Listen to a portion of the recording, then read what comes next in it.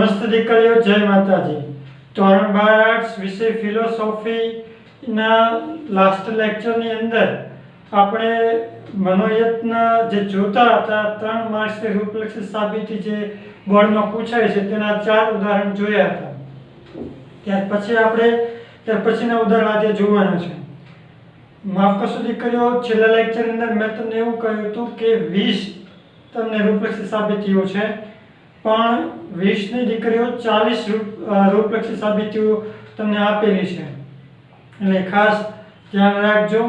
આજે આપણે જે પહેલી રૂપલક્ષી સાબિતી શીખવાની છે એ તમારી 22મા નંબરની છે।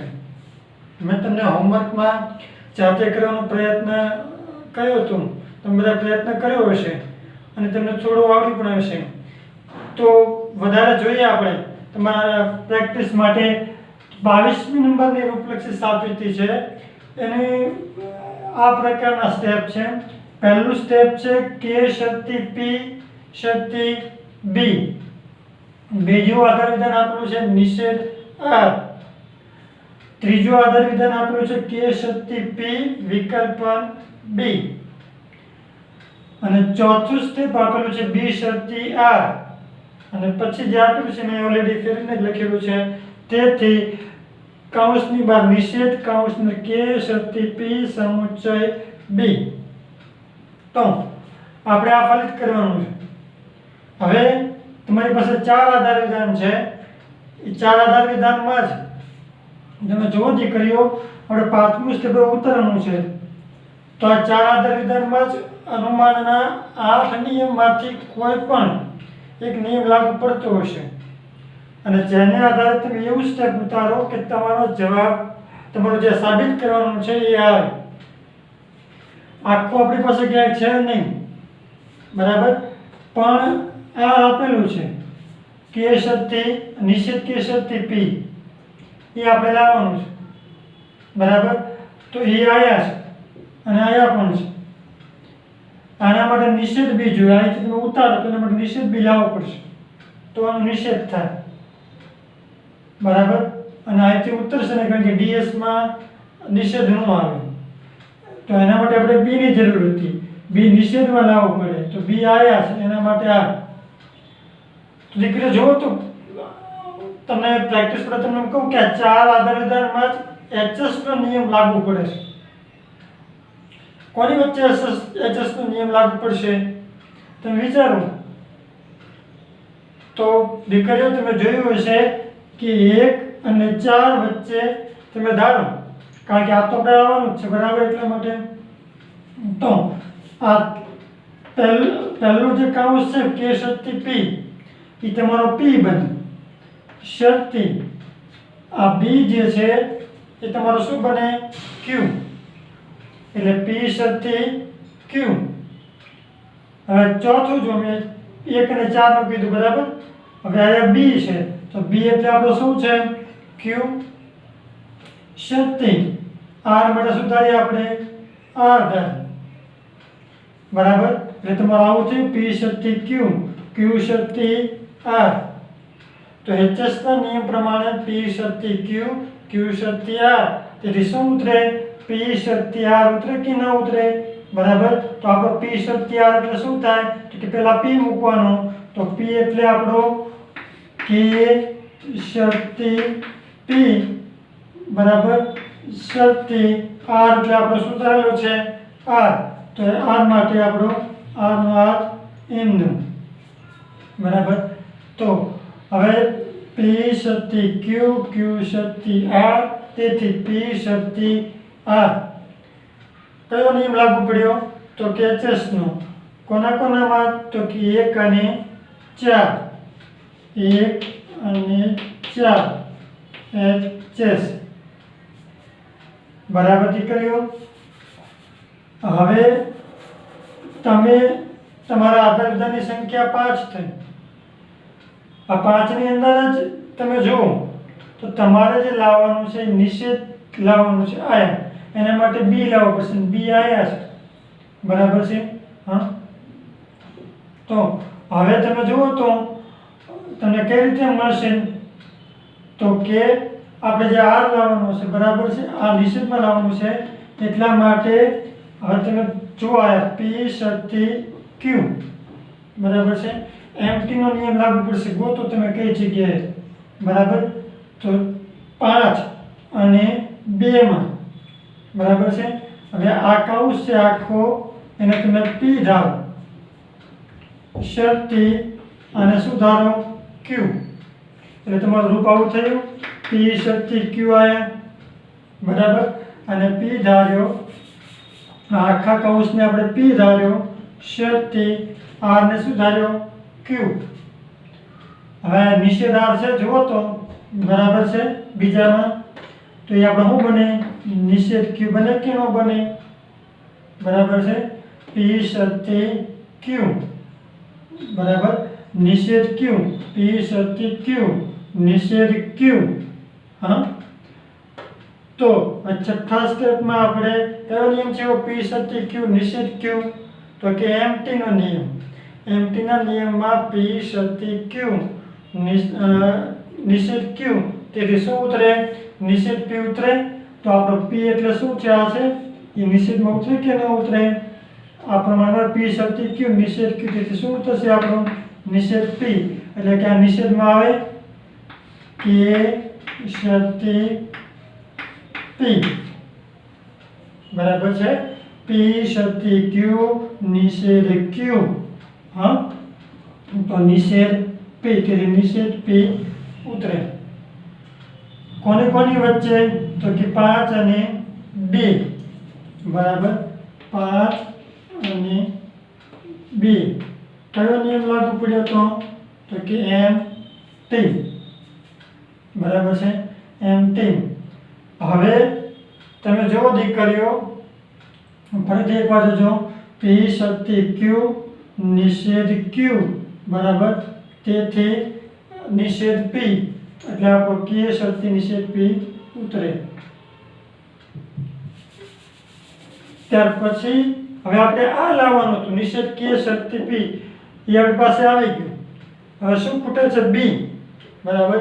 તો બી ક્યાં છે, અહીંયા છે, અહીંયા છે, પણ એ પાછું અહીંયા મેળ નહીં પડે, કારણ કે એમપી ના નિયમ પ્રમાણે આવું હોવું જોઈએ. અહીંયા નિષેધ છે એટલે અહીંયાથી લાગુ નહીં પડે, તો હવે ક્યાં ધારવું પડશે આપણે, અહીંયા બરાબર છે. તો તમે જુઓ તો દીકરીઓ 3 અને 6 ની વચ્ચે કંઈક નિયમ લાગુ પડે છે. કયા ઉપર, 3 અને 6 માં. તમે વિચારો કયો નિયમ લાગુ પડતો હશે, 3 અને 6, કે જેથી કરીને તમને બી મળશે. શું મળશે તમને હવે, બી. 3 અને 6 ની વચ્ચે કોઈ નિયમ લાગુ પડશે અને બી ઉતરશે તમારું. તો ધારીએ આપણે, મેં તમને 3 અને 6 નું કીધું તો બરાબર. તો આ કે શક્તિ પી છે, એના માટે શું ધાર્યું તમે, પી. આ વિકલ્પન, આ બી એટલે આપણો શું થયો, ક્યુ થયો બરાબર. હવે 6 ને મેં કીધું, તો આ કે શક્તિ પી એટલે આપણો પી થયો, અને આગળ શું લાગે છે, નિષેધ, એટલે આપણે શું મૂકીએ, નિષેધ. અહીંયા નિષેધ નહોતું, આયા છે એટલે આપણે મૂક્યું. તો આવું થયું તમારું પહેલું આધારધન પી વિકલ્પન ક્યુ, બીજું આધારધન નિષેધ પી. તો તમે ડીએસ નો નિયમ જુઓ બરાબર, ડીએસ ના નિયમમાં પી વિકલ્પન ક્યુ નિષેધ પી, તેથી શું ઉતરે, તો કે ક્યુ ઉતરે બરાબર છે. બે ઉતારી શકીએ આપણે, તો આ ક્યુ ઉતારવાનો છે, તો પી વિકલ્પન ક્યુ નિષેધ પી છે, જો નિષેધ પી, તેથી શું ઉતરશે, ક્યુ ઉતરશે. તો આપણું 7મું સ્ટેપ જે છે, પી વિકલ્પન ક્યુ, પી વિકલ્પન ક્યુ નિષેધ પી, નિષેધ પી, તેથી શું ઉતરશે, ક્યુ ઉતારવાનું આવે બરાબર, ક્યુ ઉતારવાનું આવે. તો આપણે શું લખવાનું છે, બી. કોની કોની વચ્ચે લાગુ પડ્યો તો નિયમ, તો કે 3 અને 6 બરાબર, 3 અને 6 વચ્ચે ડીએસ બરાબર જે કર્યો. હવે તમારે જે લાવવાનું છે, હવે તમે જુઓ, નિષેધ કે શક્તિ પી લાવવાનું, અહીંયા આવી ગયો. બી લાવવાનું હતું તો એ પણ અહીંયા આવી ગયો બરાબર. હવે આ બેને સમુચ્ચયમાં જોઈએ છે, તો તમને ખબર છે દીકરીઓ, જે આપણે જોતું હોય એ અલગ અલગ હોય અને ભેગું કરવા માટેનો નિયમ કન્જક્શનનો છે, બરાબર છે. તો હવે તમને ખ્યાલ આવી ગયો હશે કે આમાં શું કરવાનું આવશે. આખો કૌંસ છે, બરાબર છે, નિષેધ કે શરતી પી, એના માટે તમે શું ધારો? પી ધારો. અને આ પી છે એના માટે શું ધારો? ક્યુ ધારો, બરાબર. આ પી ને આ ક્યુ. તો તમારા સમુચ્ચય અને કોંજના નિયમ પ્રમાણે પી સમુચ્ચય ક્યુ આવું થાય કે ન થાય? બરાબર છે. તો આપણું 8મું સ્ટેપ પી ક્યુ, તેથી પી સમુચ્ચય ક્યુ. પી એટલે શું આવશે? નિષેધ કે શરતી પી સમુચ્ચય, અને ક્યુ એટલે આપણો શું ઉતરશે? તો કે બી, બરાબર. પી ક્યુ, તેથી પી સમુચ્ચય ક્યુ. પી ક્યુ, પી ક્યુ, તેથી પી સમુચ્ચય ક્યુ. કયો નિયમ છે આપણો? કોંજનો નિયમ. કોની કોની વચ્ચે? તો કે 6 અને 7 કન્જક્શન, બરાબર. ફરીથી એકવાર જોજો આખી. તો હવે જે આપણે જવાબ લાવવાનો હતો, બરાબર, જે ફલિત કરવાનું હતું, જે સાબિત કરવાનું હતું, એ થઈ ગયું. હવે ફરીથી એકવાર જોજો દરેક સ્ટેપ. પહેલા આપણે 1 અને 4 નું શું કર્યું હતું? HS, P શરતી Q, Q શરતી R. તેથી શું ઉતાર્યું? P શરતી R, 1 અને 4 નું HS. એનાથી આપણને K શરતી P શરતી R મળ્યું. ત્યાર પછી આપણે બીજા સ્ટેપની અંદર 5 અને 2 નું એમ્પ્ટી કર્યું હતું. P શરતી Q, P શરતી Q, નિષેધ Q, બરાબર છે, નિષેધ Q, તેથી નિષેધ P, તેથી નિષેધ P, બરાબર. 5 અને 2 નું એમ્પ્ટી. ત્યાર પછી આપણે બી લાવવાનો હતો, બરાબર, જે આયા હતો, એટલે આપણે 3 અને 6 માં ડીએસ કર્યું હતું. P વિકલ્પન Q, P વિકલ્પન Q, નિષેધ P, નિષેધ P, બરાબર, નિષેધ P, તેથી શું ઉતરે? Q ઉતરે, બરાબર. તો આપણે 3 અને 6 નું ડીએસ કર્યું. પછી આપણે જે જવાબ લાવો તો એ નિષેધ કે શરતી P આયા છે અને B આયા છે. તો B ને આને P ધાર્યો અને Q ધાર્યો, અને કન્જક્શનના નિયમ પ્રમાણે આપણે બેને જોઈન્ટ કર્યું. P Q, તેથી P સમુચ્ચય Q. 6 અને 7 નું કન્જક્શન.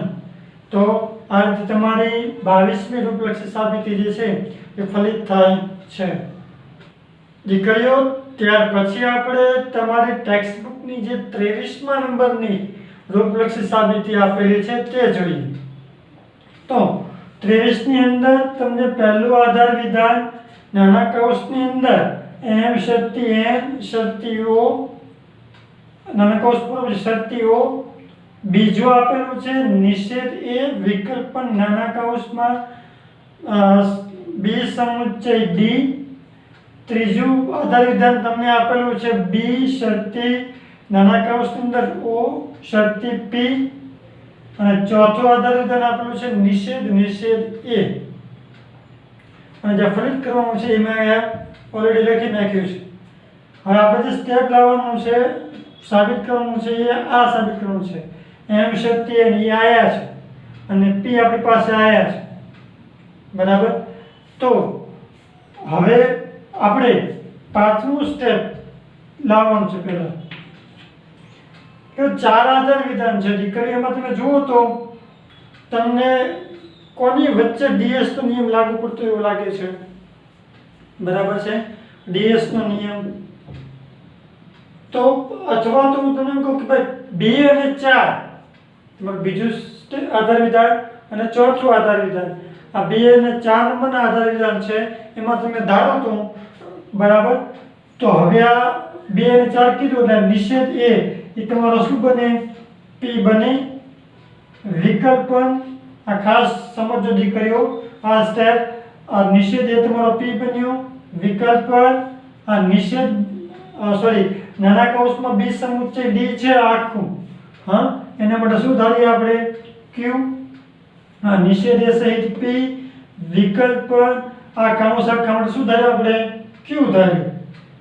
હવે પછી મેં તમને 4 નંબરનું કહ્યું તો આ હજુ આ નિષેધ છે એટલું, એ આપણો શું બને? P બને. આ એક નિશ્ચિત ઓલરેડી આ આપેલું છે, બીજું નિયમ પ્રમાણે લાગ્યું એટલે આ નિષેધ p થાય અને થયું તમારું આવું p વિકલ્પન q નિષેધ p. આ એક નિષેધ આયા છે એ અને બીજો નિયમ પ્રમાણે એટલે p વિકલ્પન q નિષેધ p. હવે તમે ds નો નિયમ જુઓ તો અંદર p વિકલ્પન q નિષેધ p તેથી શું ઉતરશે તો કે q ઉતરે કે ન ઉતરે બરાબર. તો આપણો q શું બને છે b સમુચ્ચય d. તો આપણે આયા પાંચમું સ્ટેપ શું ઉતારશું b સમુચ્ચય d. આ આપણે કૌંસ દૂર કરી નાખશું કારણ કે d ની આપણે જરૂર પડશે એટલા માટે તો સિમ્પથી મળશે એટલે બરાબર છે. એટલે p વિકલ્પન q નિષેધ p તેથી q બરાબર. કોની વચ્ચે આપણે જોયું તો 2 અને 4 નું ds. ઓકે હવે તમારે b સમુચ્ચય d આવ્યું. હવે તમારે લાવવાનું છે p લાવવાનું છે બરાબર છે. એ આયા છે p એના માટે b જોવે તો b આયા છે તો ત્યાંથી આપણને મળે બરાબર. સિમ્પનો નિયમ તમે જો આપણે જે મેં તમને કહ્યું તો આપણે જે જોતું હોય અને સમુચ્ચયમાં હોય ત્યાંથી આપણે સીધું મેળવી શકીએ. આપણે આ p લાવવાનો છે બરાબર છે. એ આયા છે એના માટે કોઈ જરૂર પડે b ની તો b ક્યાંથી મળે એમ છે અહીંથી બરાબર. તો છઠ્ઠું સ્ટેપ આપણું જે છે ના ધારો આયા p સમુચ્ચય q એટલે આવું થયું તમારું p સમુચ્ચય q અને p ધારો સમુચ્ચય અને શું ધારો q. તો સિમ્પના નિયમ પ્રમાણે p પણ ઉતરે અને q પણ ઉતરે. આપણે કોની જરૂર છે p ની બરાબર એટલે p ઉતાર્યો એટલે b નું શું અહીંયા શું થશે b.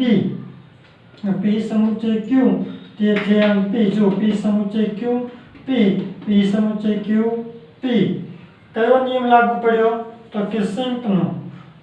કયા નંબરમાં તો કે 5 નું સિમ્પ.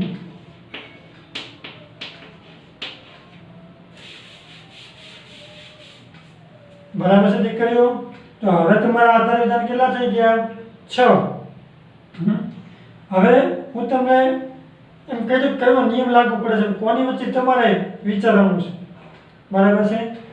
આ છેલ્લું સ્ટેપ આવી જવું જોઈએ અને તમારે એમપી નો નિયમ લાગુ પડે છે બરાબર છે. છેલ્લા સ્ટેપ જે આવ્યું તમારો એ આધાર વિધાન જે છેલ્લું આવ્યું એ આવી જવું જોઈએ અને એમપી નો નિયમ લાગુ પડે છે બરાબર. અને તમને એનાથી પી માટેનો રસ્તો સરળ બનશે બરાબર છે. તો તમે જોયું હશે મેં તમને કહ્યું હતું કે એમપી ત્રીજામાં તમે ધારો બરાબર કારણ કે પી આયા છે એટલા માટે. તો આ બી જે છે બરાબર આ બી તમારો શું બને પી શરતીની નિશાની આખો કૌંસ શું બને ક્યુ બને એટલે પી શરતી ક્યુ પી શરતી ક્યુ પી શરતી ક્યુ. પછી છઠ્ઠામાં કહ્યું તો કે આવી જવું જોઈએ તો આ બી એટલે આપણે શું બને છે પી બને એટલે પી શરતી ક્યુ પી શરતી ક્યુ પી બરાબર પી. તો એમપી નો નિયમ બરાબર એમપી ના નિયમ પ્રમાણે પી શરતી ક્યુ પી હોય તો શું ઉતરે ક્યુ ઉતરે બરાબર. તો આપણા સાતમા સ્ટેપની અંદર ક્યુ એટલે શું છે આ ઓ શરતી પી બરાબર ઓ શરતી પી એ આપણે ક્યુ બને તો એ ઉતરે. અહીંયા પણ તમારી દીકરીઓ કૌંસ દૂર કરી નાખવાનો છે કારણ કે તો આપણને પી મળશે એટલા માટે બરાબર. તો હવે તમને જે છે એ પી શરતી ક્યુ પી તેથી શું મળ્યો ક્યુ મળ્યો.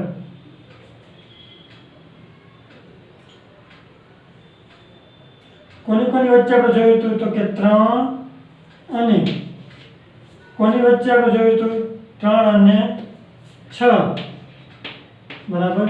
કયો નિયમ જોયો તો કે એમ પી પી શરતી ક્યુ પી તેથી ક્યુ 3 અને 6 એમ પી.